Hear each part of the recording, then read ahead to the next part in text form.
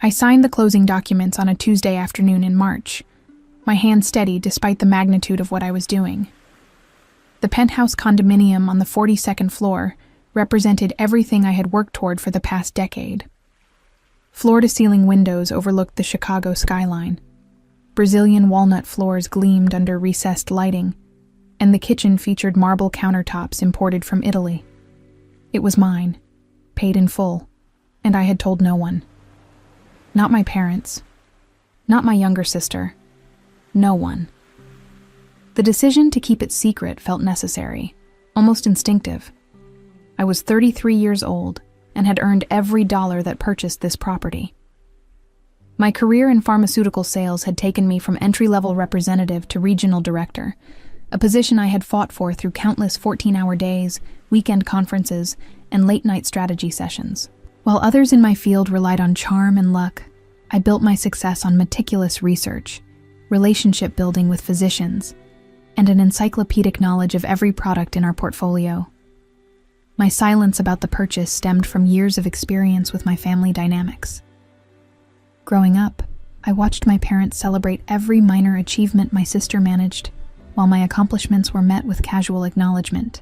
When I graduated with honors from college, my mother spent the dinner talking about how Bethany had finally passed her driving test on the 4th attempt. When I received my first promotion, my father reminded me that Bethany was struggling to find work, and perhaps I could help her get an interview at my company. Bethany was 29 now, still living in my parents' basement, still waiting for opportunities to materialize without effort. She had attended 3 different colleges without completing a degree, drifted through a series of retail jobs, and spent most of her time cultivating a social media presence that generated more envy than income. My parents funded her lifestyle with a generosity they had never extended to me, paying her car insurance, her credit card bills, her gym membership. I moved into the condominium on a Saturday, hiring professional movers who completed the job efficiently while I supervised. My furniture was minimal but expensive. A leather sofa in charcoal gray, a glass dining table that seated 6, a bed with a custom mattress that had cost more than my first car. I hung abstract art on the walls, installed smart home technology throughout, and programmed the security system with codes only I knew. The building offered amenities I had only dreamed about during my years in cramped apartments and starter condos. A fitness center with personal trainers, a rooftop terrace with outdoor fireplaces, a business center with private conference rooms, and 24-hour concierge service. The monthly homeowners association fees exceeded what I used to pay in rent, but I could afford them comfortably now. My neighbors were surgeons, corporate attorneys, and business owners. In the elevator, we exchanged polite nods and comments about the weather. No one asked probing questions about my background or family. The anonymity felt liberating after years of family gatherings, where every aspect of my life became subject to discussion and judgment. I furnished the second bedroom as a home office, installing built-in shelving for my professional library and positioning my desk to face the windows. From this vantage point, I could see the lake stretching toward the horizon, boats dotting the water during warmer months. I spent evenings here reviewing sales reports and preparing presentations, the city lights twinkling below as I worked. 3 weeks after moving in, I received a text from my mother requesting that I join them for lunch on Sunday. The invitation was phrased casually, but something about the timing felt calculated. I had been avoiding family dinners, citing work obligations and scheduling conflicts. My absence had been noted. I arrived at the restaurant at 1 in the afternoon, finding my parents and Bethany already seated at a corner table. My mother wore her best blouse, the navy one she reserved for special occasions. My father had trimmed his beard. Bethany was absorbed in her phone, her manicured nails tapping against the screen. "Christina, darling, so glad you could make it," my mother said, rising to embrace me. Her perfume was overwhelming, a floral scent that clung to my clothes. "We hardly see you anymore." "Work has been demanding," I said, settling into my chair and unfolding my napkin. "We just launched a new product line and I am managing the regional rollout." "Always so dedicated," my father said, though his tone suggested this was not entirely a compliment. Your mother and I were just telling Bethany how proud we are of both our daughters. Bethany glanced up briefly, offering a smile that did not reach her eyes. She wore a designer sweater I recognized from a boutique downtown, price tag likely in the 4-figure range. My parents' generosity continued unabated. We ordered our meals and made small talk about the weather, neighborhood gossip, and my father's golf game. The conversation felt rehearsed, as though they were building toward something. I sipped my water and waited, knowing from experience that patience would reveal their true agenda. Dessert arrived before my mother finally broached the real reason for this gathering. She set down her fork and fixed me with a look I recognized from childhood, the expression she wore when delivering news she expected me to accept without argument. Christina, we need to discuss something important, she began. We know about your apartment. The restaurant noise seemed to fade into background static. I set down my coffee cup with deliberate care, meeting my mother's gaze without flinching. My condominium, I corrected quietly. Yes, your fancy new place downtown, my father interjected, his voice carrying a note of accusation. Quite an upgrade from that little apartment you had before. You did not mention you were moving. I did not realize I needed permission, I said, keeping my tone neutral. I am 33 years old. That is not the point, my mother said, leaning forward. The point is that you are family, and family shares important news. We had to hear about it from Barbara Hendricks at the grocery store. Apparently her son works in real estate and handled a transaction in your building. Can you imagine how embarrassing that was? Finding out my own daughter bought a luxury condominium from a stranger? I felt the familiar weight of guilt, attempting to settle over my shoulders, that old programming that insisted I owed them explanations and apologies. I resisted it, straightening my spine and maintaining eye contact. I wanted privacy regarding my personal decisions. Privacy, Bethany muttered, still focused on her phone. That is rich coming from Miss Perfect, who used to lecture me about responsibility. Bethany, my mother said sharply, though the reprimand lacked genuine force. She turned back to me, her expression softening into what she probably believed was maternal concern. Darling, we are not upset that you bought a place. We are thrilled you are doing so well. But we think it is time you gave back to the family, helped out your sister who has not had the same advantages you have had. The absurdity of that statement hung in the air between us. Bethany and I had grown up in the same house, attended the same schools, and received the same opportunities. The difference was that I had worked multiple jobs through college while she partied away her freshman year before dropping out. I had started my career at the bottom while she waited for a high-paying position to materialize without effort. What exactly are you suggesting? I asked, though I already knew. The pattern was too familiar to mistake.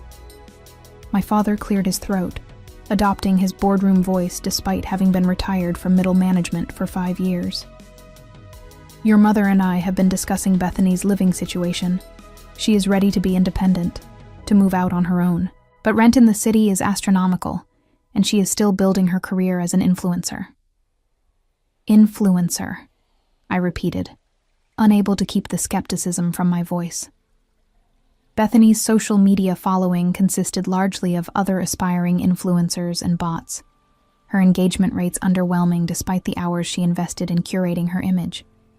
Yes, my mother said firmly. She has nearly 10,000 followers now, and brands are starting to notice her. She just needs the right environment to grow her platform. And you have that beautiful second bedroom that is just sitting empty. The pieces fell into place with sickening clarity. They wanted Bethany to move into my condominium. Not to visit, not to stay temporarily, but to live there rent-free while I supported her continued avoidance of actual employment. The second bedroom is my office, I said. You can work from the dining table, my mother said, waving her hand dismissively, or from your bedroom. You always were adaptable. And this would just be until Bethany gets on her feet, my father added. 6 months, maybe a year. just until her influencer income becomes more substantial. I looked at Bethany, who had finally set down her phone and was watching me with an expression of entitled expectation. She had not asked me herself, had not even pretended to be grateful for this proposed arrangement. She simply assumed I would comply, because I always had before, always accommodated, always made room for her needs at the expense of my own. "No," I said simply. My mother blinked. "I am sorry?" "No," I repeated, enunciating clearly. "Bethany is not moving into my condominium." "Now, Christina, do not be selfish," my father began, his face reddening. "Family helps family. You have more than enough space and money. Your sister needs support." "Bethany needs to support herself," I said, standing and reaching for my purse. "She is 29 years old. She has had more than enough time to figure out her life." "How dare you?" my mother hissed, her composure cracking. "After everything we have done for you, after we raised you and loved you, this is how you repay us? By abandoning your sister when she needs you?" The other diners were beginning to stare, but I no longer cared. Years of swallowed frustration rose in my throat, demanding to be voiced. "You raised us both. You loved us both. The difference is that you expected me to earn everything while handing Bethany whatever she wanted. I put myself through college. I built my career. I saved and invested and worked weekends and holidays. And now that I have finally achieved something for myself, you want me to share it with someone who has never worked for anything in her life. You always thought you were better than me," Bethany said, her voice sharp with resentment. "Miss Career Woman, too good for family." "I thought I was entitled to the results of my own labor," I corrected. "There is a difference." I placed 2 20s on the table, more than enough to cover my portion of the meal, and turned toward the exit. My mother called after me, her voice shrill with indignation, but I kept walking. The spring air felt crisp and clean after the stifling atmosphere of the restaurant. I drove home in silence, my hands gripping the steering wheel as adrenaline coursed through my system. The confrontation had been inevitable, I realized. My parents had been building toward this moment since learning about my condominium purchase. They viewed my success as a family resource, something to be distributed according to their priorities rather than my own. The parking garage beneath my building felt like a sanctuary as I pulled into my assigned space. I took the elevator to the 42nd floor, appreciating the smooth ascent and the quiet elegance of the brass fixtures and mirrored walls. This was mine. I had earned it. And I would not apologize for refusing to subsidize my sister's perpetual adolescence. Inside my condominium, I made tea and stood at the windows, watching the city below.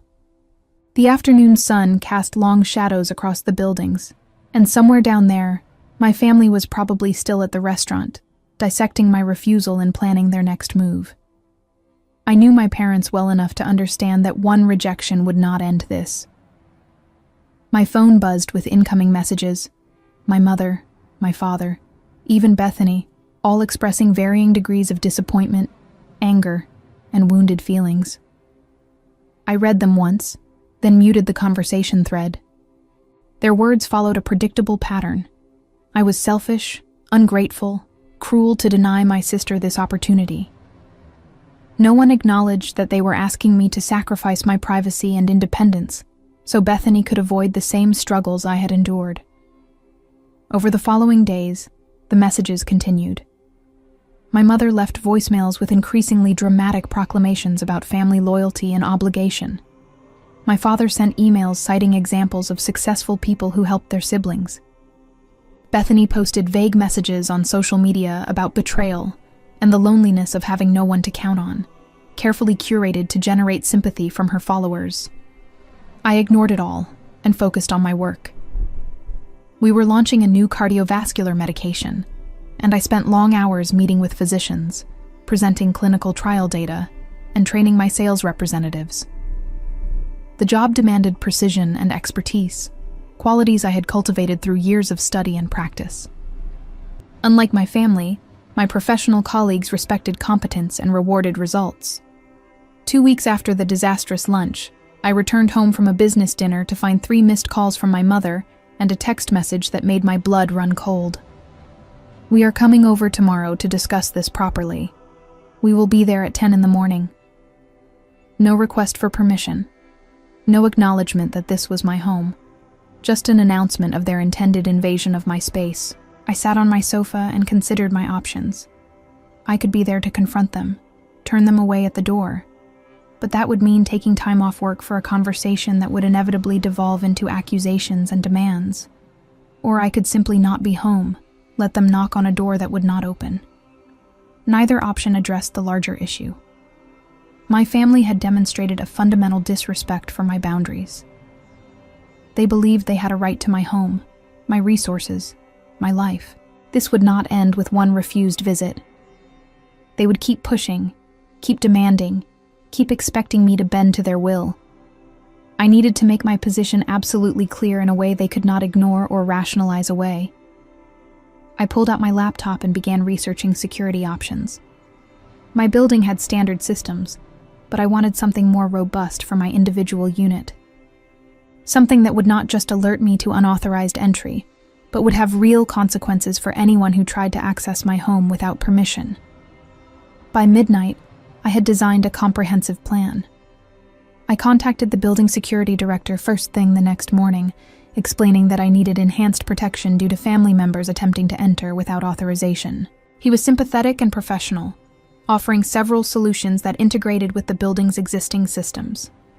I installed additional smart locks that required both a code and biometric verification. I upgraded my security cameras to include facial recognition technology. Most importantly, I contracted with a private security firm that monitored high-value properties throughout the city. Their response time was under 5 minutes, and they had direct lines to local law enforcement. The final component was the most crucial. I filed a formal trespassing notice with the Chicago Police Department, specifying that my parents and sister were not authorized to enter my property under any circumstances. The officer who took my statement asked if I was certain I wanted to take this step, warning that it could have serious legal consequences for my family members. I assured him I was very certain. The paperwork established a clear legal boundary.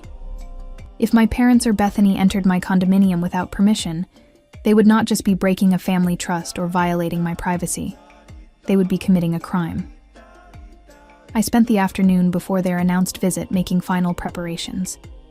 I tested every component of the security system, verified that the cameras had clear sight lines, and confirmed that the private security firm had my updated contact information. I set my phone to forward all alerts to my smartwatch so I would be immediately notified of any activity at my door. That evening, I packed a bag and checked into a hotel downtown. I had an early meeting the next morning in the western suburbs, so staying closer to the highway made logistical sense. But the real reason was simpler. I wanted to be elsewhere when my family arrived. Wanted to let the systems I had put in place handle their intrusion without my emotional involvement. I slept poorly, checking my phone every hour despite knowing the security system would alert me immediately if triggered. At 7 in the morning, I showered and dressed in my best suit, a charcoal gray ensemble that projected authority and competence. I applied my makeup carefully and styled my hair, preparing myself for the day ahead. My meeting was scheduled for 9, which meant I would be in a conference room presenting clinical data when my family arrived at my building. The timing felt appropriate somehow, a physical manifestation of my priorities. While they focused on entitlement and taking shortcuts, I would be doing what I had always done, working. The presentation went well. I stood before 12 physicians and hospital administrators, discussing efficacy rates and safety profiles, with the confidence that came from thorough preparation. My slides were crisp, my delivery polished, and I fielded questions with ease. This was the world I had built for myself, one where merit mattered and results spoke louder than family connections. At 10:15, my smartwatch vibrated with an alert. I glanced down discreetly, my heart rate accelerating as I read the notification. Motion detected at front door. Multiple individuals. Attempting entry. I continued my presentation without missing a beat, years of professional discipline overriding my personal anxiety. I showed the next slide, explained the medication's mechanism of action, and discussed potential applications in high-risk patient populations. All while my watch continued to pulse with updates. Unsuccessful entry attempt. Alarm triggered. Security notified. The meeting concluded at 11, and I excused myself to the restroom before checking my phone properly. The security system had captured everything. Multiple cameras had recorded my family's arrival, their attempts to enter using the doorbell, then their escalating frustration when I did not answer. The footage showed my mother pressing the doorbell repeatedly, her face tight with irritation. My father stood beside her, arms crossed, checking his watch. Bethany leaned against the wall, scrolling through her phone with obvious boredom. After 5 minutes of unanswered rings, my mother retrieved something from her purse. The camera angle captured it clearly. A key. Not just any key, but one that looked professionally cut, probably copied from the master key they imagined I would have left at their house during some previous visit. I watched in fascinated horror as my mother inserted the key into the lock. The smart system rejected it immediately, flashing red. She tried again, jiggling the key and pushing against the door. Nothing. "This is ridiculous." My father's voice came through clearly on the audio. "She gave us a fake key." "Or change the locks," my mother replied, her voice sharp. "Which is exactly the kind of secretive behavior we should have expected." I had never given them a key. The realization settled over me like ice water. They had obtained one somehow, probably through deception, or by copying a key they thought belonged to my previous apartment. The violation felt profound. The footage continued. My father tried the key himself, then pulled out his wallet and attempted to slide a credit card between the door and frame, a technique that might have worked on a standard lock but had no effect on my upgraded security system. Throughout this, Bethany remained engrossed in her phone, occasionally sighing with impatience. "Just call her," Bethany said finally. "This is stupid." "We are not calling," my mother snapped. "She knows we are coming. She is probably hiding inside, being petty. Or she is at work, like a normal person," Bethany muttered, but my mother ignored her. The next part of the footage showed my father examining the doorframe, running his fingers along the edges, clearly looking for weaknesses. He tried forcing the door, putting his shoulder against it and pushing. The reinforced frame did not budge.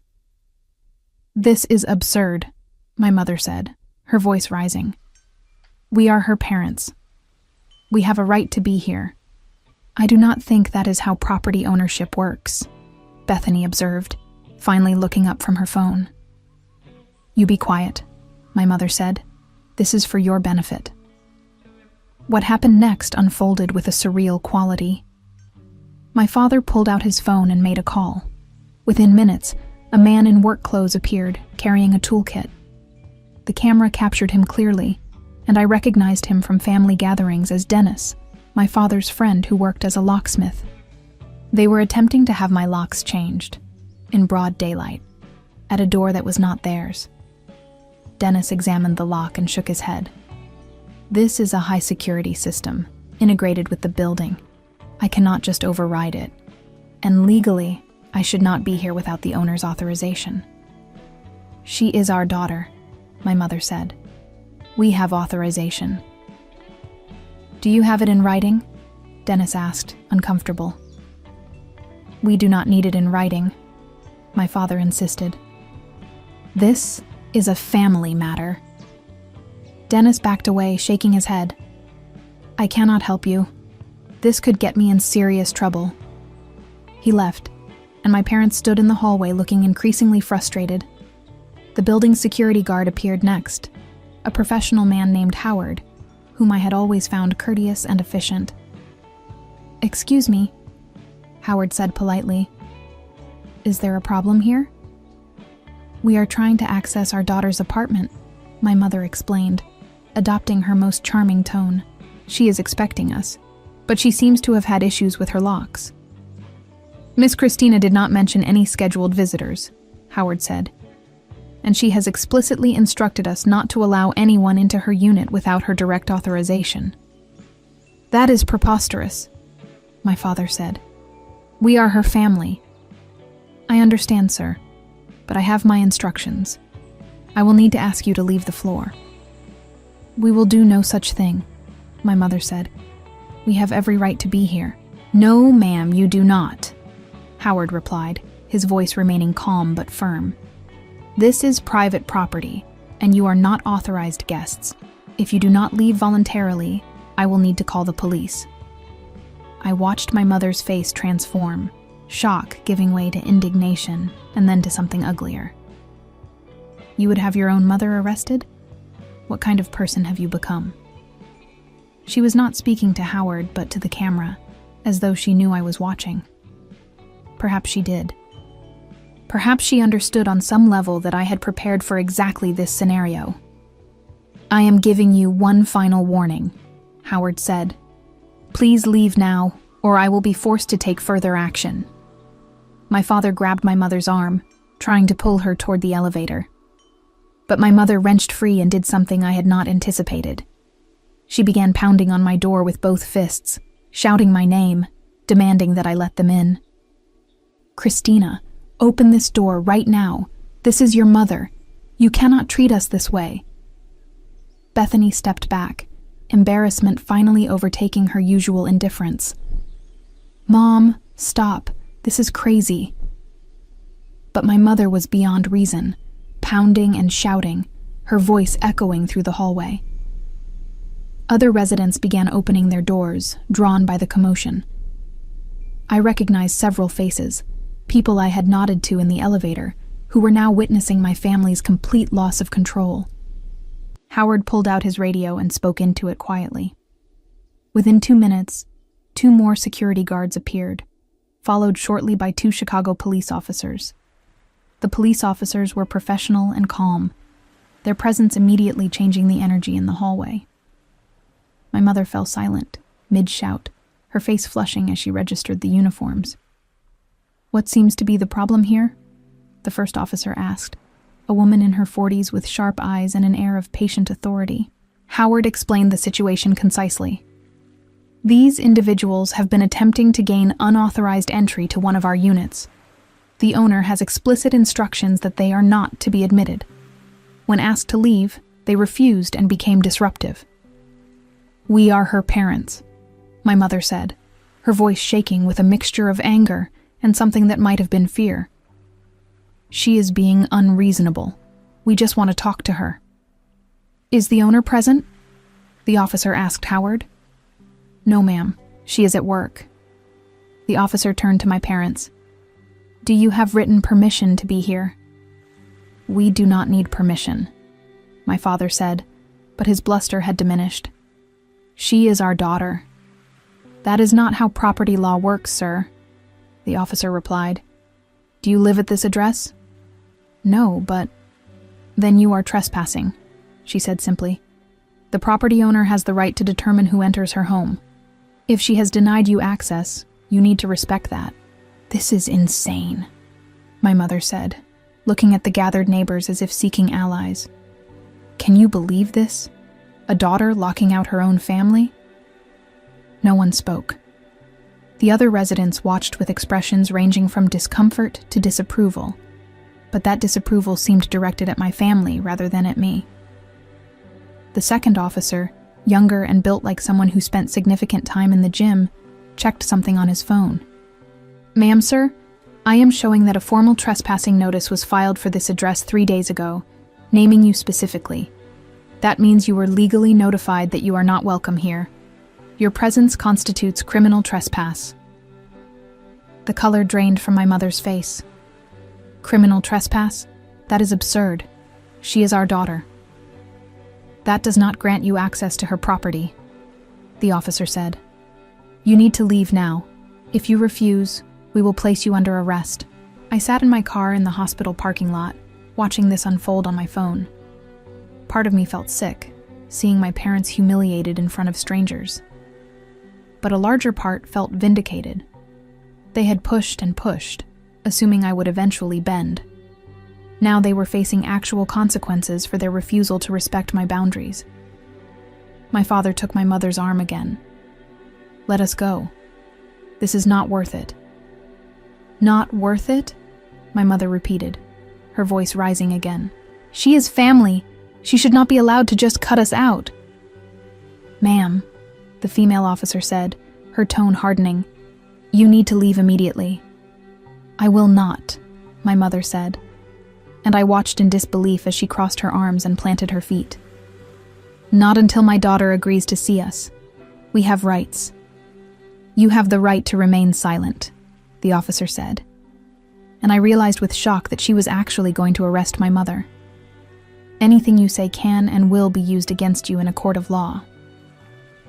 "You cannot be serious," my father said, stepping between the officer and my mother. "This is a family dispute, not a police matter." "Sir, step back," the younger officer said, moving forward. "Do not interfere with an arrest." What happened next unfolded with the jerky unreality of a nightmare. My father refused to step back.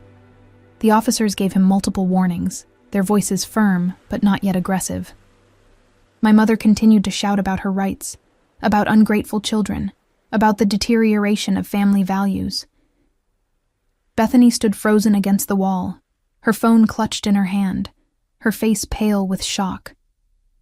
For once in her life, she seemed to understand that the situation had spiraled beyond her control. The officers moved simultaneously. The female officer guided my mother's arms behind her back, producing handcuffs with practiced efficiency. My mother screamed, an incoherent sound of rage and disbelief. My father lunged forward, trying to pull the officer away from my mother, and the younger officer intercepted him, taking him to the ground in a controlled maneuver that looked painful, but professional. Within 30 seconds, both my parents were in handcuffs.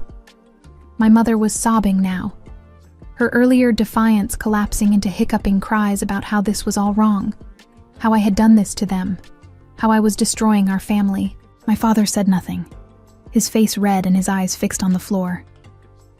"Bethany Louise, do not just stand there," my mother wailed. "Call our lawyer, call someone."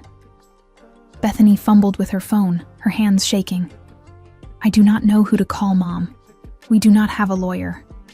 "Then call your sister. Make her stop this." The irony would have been funny if it were not so tragic. Even now, handcuffed and being arrested for trespassing, my mother expected me to solve the problem, to make everything go away, to sacrifice myself for the family's comfort. The officers led my parents toward the elevator. Howard held the door open, his face carefully neutral. I could see several of my neighbors watching from their doorways, witnesses to the complete implosion of my family's attempt to invade my home. Before the elevator doors closed, my mother looked directly at the camera, as though she could see through it to wherever I was watching. "I hope you are happy, Christina," she said, her voice hoarse. "I hope this is what you wanted, because you have just destroyed your family." The doors closed on her words, and the hallway fell silent. Bethany remained standing against the wall, her face streaked with tears. Howard approached her gently. "Miss, you need to leave as well." "I know," Bethany said quietly. "I just need a minute." She wiped her face with her sleeve, a gesture so uncharacteristically childlike that I felt an unwelcome pang of sympathy. Then she looked up at the camera, and when she spoke, her voice was clearer than I had ever heard it. "I did not want this," she said. "Any of it. I just wanted to live my life. But they kept pushing you, and you kept giving in. And I guess they thought that would never stop. I guess we all thought that." She pushed away from the wall and walked to the elevator without looking back. I sat in my car for a long time after the feed went dark, my hands trembling despite the warmth of the afternoon sun through the windshield. I had won. I had established my boundaries in the most definitive way possible. My parents would face charges, probably a fine at minimum, possibly probation. They would have criminal records for trespassing, a permanent consequence for their refusal to respect my autonomy. I should have felt triumphant. Instead, I felt hollow, as though I had just watched a bridge burn with everyone I had ever known standing on the other side.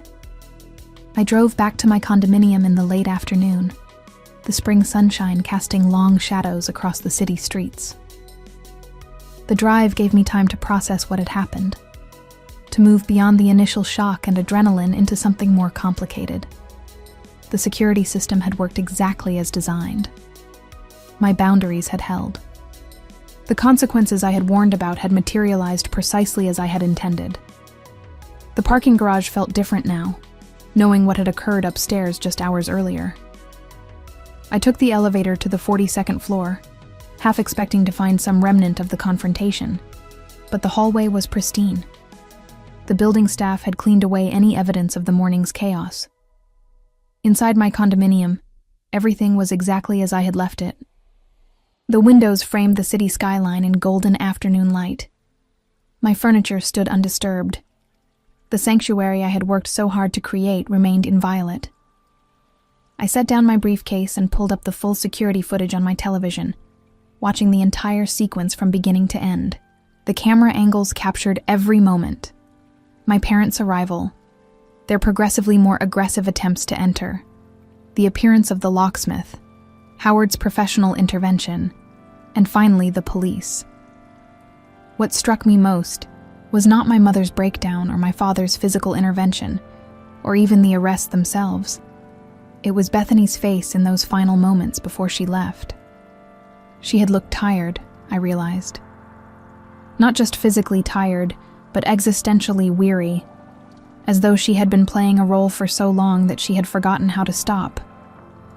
My phone had been buzzing throughout the afternoon, messages and calls from extended family members who had heard about the arrests.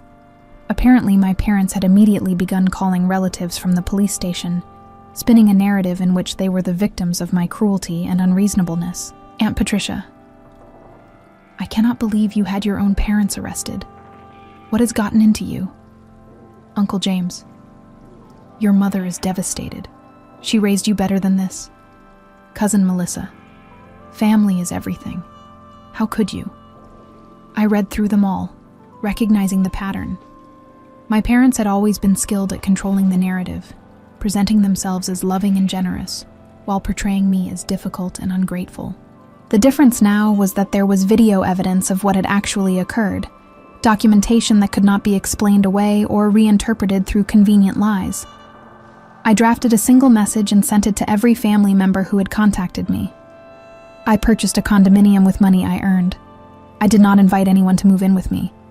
When my family attempted to enter my home without permission, after being explicitly told they were not welcome, I enforced standard trespassing laws that apply to everyone. If you would like to see the security footage of them attempting to break in, and then refusing to leave when asked by both building security and police, I am happy to share it. Otherwise, please respect my privacy. I attached a 20-second clip from the footage showing my mother pounding on the door while shouting and my father attempting to force entry. Then I muted the group conversation and set my phone aside. The evening stretched before me, empty and quiet. I made dinner, a simple pasta dish with fresh vegetables, and ate standing at the counter while the city lights began twinkling on below. This was supposed to be my victory, the moment when I finally established my independence and freedom from family dysfunction. So, why did it feel so much like loss? The answer came to me as I was rinsing my plate. It felt like loss because it was loss. I had lost the fantasy that my family might someday see me as I actually was, might recognize my worth without trying to extract value from it. I had lost the hope that my parents might eventually treat me and Bethany with equal respect, might stop enabling her while demanding more from me. Those losses hurt, but they were losses of illusions, not of anything real. The relationships I had mourned had never actually existed except in my imagination and desperate hope. My phone rang, and I glanced at the screen. Bethany. I hesitated, then answered. Christina? Her voice was small, uncertain in a way I had rarely heard. I am here. They are being charged with criminal trespass. Dad, too, because he tried to stop the cops from arresting Mom. Their court date is in 3 weeks. I know. Silence stretched between us. I could hear her breathing, could almost see her sitting somewhere in my parents' house, surrounded by the remnants of a childhood neither of us could return to. "Why did you do it?" she asked finally. "Why not just talk to them? Tell them no again?" "I did tell them no," I said quietly. "At lunch, clearly and definitively. They chose not to accept that answer. They chose to show up at my home uninvited. They chose to attempt to break in when I was not there. They chose to refuse to leave when asked by building security and police. Every step of this was their choice." "They thought you were bluffing," Bethany said. "They thought you would never actually let them get arrested." "I know." More silence. Then, "I did not want to move in with you. Just so you know. I have my own life, weird as it is. They decided that for me, like they always decide things for me. Like I am still 12 and cannot make my own choices. This surprised me." "Then why did you go along with it?" "Because fighting them is exhausting," she said simply. "You know that. You fought them your whole life. I just gave up and let them run things. It was easier." "How did that work out for you?" She laughed, a sound without humor. "I am 29 years old, living in my parents' basement, with no degree and no real job prospects. So not great, I guess. You could change that." "Maybe," she said. "Maybe not. But at least now I know where you stand. No more wondering if you might cave if they push hard enough." "No," I agreed. "No more wondering." "For what it is worth," Bethany said, her voice going even quieter. "I do not think you did the wrong thing. I think you did what you needed to do. I just wish it had not come to this." "Me too. I should go. Mom is calling me from the other room. She wants me to convince you to drop the charges." "That is not how criminal charges work. The state is prosecuting. I cannot drop anything." "I will tell her that. She probably will not listen." Bethany paused. "Take care of yourself, Christina." "You too, Bethany." The line went dead, and I was alone again in my beautiful condominium, surrounded by everything I had worked for and sacrificed to achieve. The city sprawled below me, millions of people living their lives, navigating their own complicated relationships with family and autonomy, and the impossible balance between loyalty and self-preservation. The next 3 weeks passed with surreal normalcy. I went to work, attended meetings, met with clients, and managed my sales team as though nothing had changed. But everything had changed. The absence of my family's constant demands created space I had forgotten could exist. Room to breathe and think without the perpetual weight of their expectations. The extended family's response evolved from initial outrage to grudging silence as more people watched the security footage I had shared. Seeing my parents attempt to break into my home, watching my mother's theatrical breakdown, observing my father's physical aggression toward police officers, these things were difficult to rationalize away. The narrative my parents had constructed of a cruel daughter punishing her loving family crumbled under the weight of visual evidence. My Aunt Patricia called to apologize. "I should not have jumped to conclusions," she said. "Your mother made it sound like you had them arrested for just showing up. She did not mention the breaking and entering attempt or refusing to leave." "Thank you for saying that. For what it is worth, I think you have been remarkably patient with them over the years, more patient than I would have been." Other relatives followed suit, some apologizing, others simply stopping their messages of condemnation. A few sided firmly with my parents, accepting their version of events despite the contradicting video. I blocked those numbers and moved on. At work, I threw myself into the new product launch with renewed focus. Without the constant drain of family drama, I found I had energy for strategic thinking, for mentoring younger sales representatives, for building partnerships with medical practices across my region. My supervisor noticed the increased productivity and mentioned that I was being considered for a promotion to senior director. a position that would include a substantial salary increase and equity in the company. I met with my financial advisor to discuss investment strategies. The condominium had been an excellent purchase, already appreciating beyond my projections. We talked about diversifying my portfolio, about long-term wealth building, about the power of compound growth over decades. For the first time in my adult life, I was planning my financial future without factoring in potential demands from family members. 3 days before the court date, my mother called. I almost did not answer, but curiosity won out. Christina. Her voice was subdued, lacking its usual commanding tone. We need to talk. I am listening. The lawyer says we are going to be convicted. Criminal trespass is apparently very straightforward, especially with video evidence and the police reports. He says the best we can hope for is a fine and probation, but it will be on our permanent record. That sounds accurate. This will ruin us, she said, and for the first time, I heard genuine fear in her voice. Your father volunteers at the community center. They do background checks. He will lose that, and I will lose my position on the library board. We will be criminals. You committed a crime, I said simply. This is the consequence. But it was just about family, she protested. We were not trying to rob you or hurt anyone. We just wanted to talk to you. By breaking into my home, by refusing to leave when asked by security and police, by attacking an officer who was trying to arrest you. Your father did not attack anyone. He was trying to protect me. He physically grabbed a police officer who was performing a lawful arrest. That is assault on an officer. He is lucky they are not charging him with that as well. Silence. Then, in a voice so quiet I almost did not hear it. What do you want from us? The question hung between us, heavy with implications. What did I want?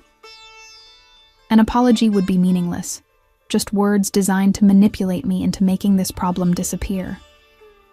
A promise to respect my boundaries would be equally hollow, forgotten as soon as they faced another inconvenience. I want you to accept responsibility for your choices, I said. I want you to stop expecting me to sacrifice myself for Bethany's comfort. I want you to understand that I am not a family resource to be allocated according to your priorities. We are your parents, she said. We gave you everything. You gave me the same things you gave Bethany. The difference is that you expected me to be grateful and compliant while allowing her to be entitled and dependent. You created this dynamic, not me.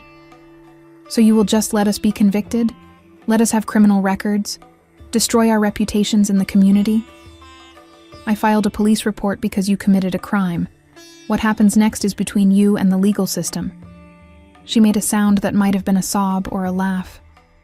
You have become so cold, so hard. This is not the daughter I raised.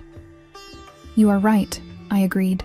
The daughter you raised would have given in, let Bethany move in, sacrificed her own peace and privacy to avoid conflict. That daughter died somewhere around the 43rd time she accommodated your demands at her own expense. What you have now is a woman who knows her worth and defends her boundaries. If you find that cold, perhaps you should examine why you preferred the alternative. I ended the call before she could respond. The court hearing took place on a Thursday morning. I did not attend, having no legal obligation or personal desire to watch the proceedings. Instead, I learned about it secondhand through a text from Bethany. Guilty on all counts. Mom and Dad got 6 months probation, $500 fine each, and mandatory community service. They are devastated. I read the message in my office, sitting at my desk with spreadsheets open on my monitor and a cup of coffee growing cold beside my keyboard. I felt no satisfaction in their conviction, but no guilt either. The legal system had functioned exactly as designed, applying standard consequences to standard crimes. Bethany sent a follow-up message. They want to know if you will talk to them now. I considered this. Part of me wanted to maintain complete separation, to build my life without any connection to people who had demonstrated such fundamental disrespect for my autonomy. but another part recognized that complete estrangement would be its own kind of prison, requiring constant vigilance to maintain. I called Bethany instead of texting back. "Hey," she answered. "What do they want to talk about?" "I think they want to apologize. Really apologize. Not just say words to manipulate you.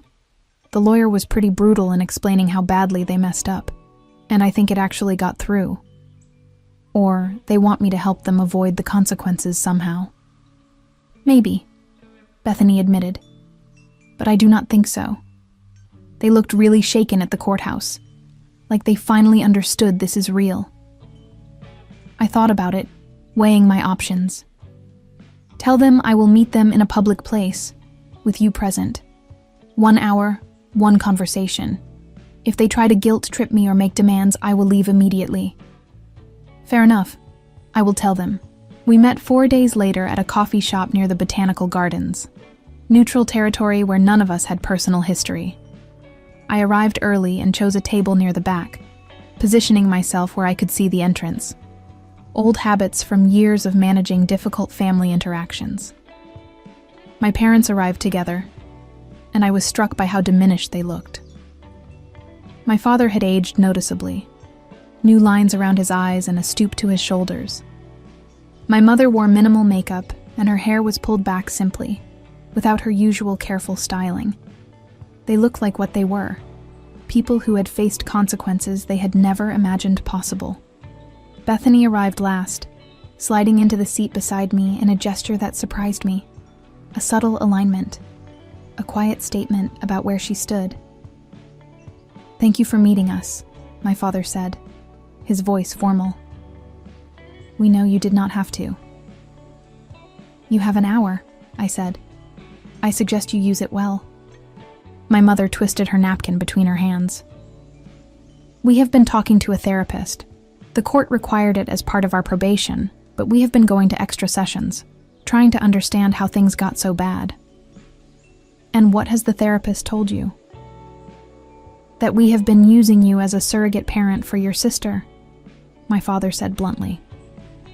"That we failed to give Bethany the skills she needed to be independent, because it was easier to rely on you to pick up the slack. That we treated your success as a family resource instead of recognizing it as your personal achievement." The words sounded rehearsed, probably repeated from therapy sessions until they could recite them without stumbling. But beneath the rehearsal, I heard something resembling genuine understanding. "We were wrong," my mother said, finally looking directly at me. "Wrong to expect you to let Bethany move in. Wrong to try to break into your home. Wrong to refuse to leave when asked. Wrong to prioritize her comfort over your boundaries. Wrong about all of it." "Why?" I asked. "Why did you do it?" She looked at my father, then back at me. "Because it was easier. Because Bethany struggles with things that came easily to you, and it seemed cruel to let her fail when you were right there, capable of helping. Because we told ourselves we were keeping the family together, but what we were really doing was avoiding the hard work of teaching her to stand on her own." "And it was not fair to you," my father added. "We can see that now. We made you responsible for problems that were not yours to solve." Bethany spoke for the first time. "They have been in therapy sessions with me too, talking about my patterns, my avoidance, my dependence. It has been pretty brutal, honestly, but necessary." "What happens now?" I asked. "We fulfill our probation requirements," my mother said.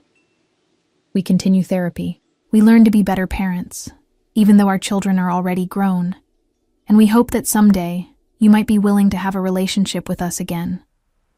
Not the old relationship, where we made demands and you accommodated. Something new, something healthier, where we respect your boundaries and appreciate you for who you are." I sat back in my chair, processing this. They looked sincere. They sounded sincere. But words were easy. Change was hard. "I need time," I said finally. "Time to see if this is real, or just a performance to get back into my good graces." "That is fair," my father said. "We understand." 6 months passed before I agreed to another meeting. During that time, I watched from a distance as my parents followed through on their commitments. My father completed his community service at a food bank, logging twice the required hours. My mother attended therapy every week and began volunteering at a women's shelter, working with residents on job skills and financial literacy. Bethany moved out of my parents' basement and into a modest apartment with a roommate. She got a job as an administrative assistant at a marketing firm, entry-level work that paid little but provided structure and experience. Her social media presence became less curated, more authentic, showing her actual life instead of an aspirational fantasy. She was building something real, finally, even if it was small and imperfect. When I finally agreed to dinner with my parents, it was at a restaurant of my choosing, at a time convenient for my schedule. These details mattered. They demonstrated that the power dynamic had shifted, that my needs would be centered in our interactions going forward. The evening was awkward but genuine. My parents asked about my work, my life, my interests, and actually listened to the answers. They shared updates about their own lives without making demands or dropping hints about how I could help. When my father mentioned that Bethany was struggling with her car payment, my mother immediately changed the subject, a conscious course correction that I recognized and appreciated. "We are proud of you," my mother said as dessert arrived. "We should have been saying that all along, without qualifications or comparisons. Just proud of who you are and what you have built." "Thank you," I said simply. We did not become a close family overnight. Healing from years of dysfunction required more than a few dinners and therapy sessions. But we established something workable, a relationship based on mutual respect rather than obligation and guilt. I saw my parents every few months, met them for lunch or dinner, maintained cordial contact. Bethany and I developed our own relationship separate from our parents. Occasional coffee dates where we talked about our lives without the weight of old resentments. I never invited any of them to my condominium. That space remained mine alone, a sanctuary I had fought to protect. They never asked to visit, understanding that some boundaries were permanent. My career continued to flourish. I received the promotion to senior director, then advanced again to vice president of the Midwest region. I bought a small vacation property in Wisconsin, a lake house where I spent summer weekends reading and kayaking. I dated occasionally, but never seriously, content with the life I had built. The story of my family's arrests spread through our extended family and social circle, a cautionary tale about boundaries and consequences.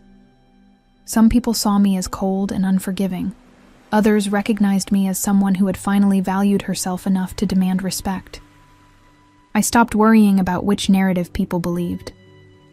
5 years after the incident, I ran into my old building security guard, Howard, at a restaurant downtown. He recognized me immediately and came over to say hello. "You probably do not remember me," he began. "Of course I do," I said. "You helped me establish very important boundaries." He smiled, looking relieved. "I have thought about that day many times. Wondered if I did the right thing, if I could have handled it differently." "You did exactly what I needed you to do," I assured him. "You enforced my rights when my own family would not respect them. That mattered more than you know." "I am glad," he said. "I have daughters of my own, and I have tried to teach them what I learned from watching you, that they do not owe anyone access to their lives, not even family. That boundaries are healthy and necessary." After he left, I sat with my drink and thought about the woman I had been 5 years ago, standing in that restaurant with my family demanding I sacrifice my home and privacy. That woman had been afraid, uncertain whether she had the right to protect what she had earned. The woman I was now had no such doubts. The arrests and convictions had consequences that extended far beyond the legal penalties. My parents lost several social connections. People who could not reconcile the image of respectable community members with individuals who had criminal records for breaking into their daughter's home. My father eventually resigned from his volunteer position, not because they asked him to, but because he felt the weight of judgment every time he showed up. My mother stepped down from the library board for similar reasons.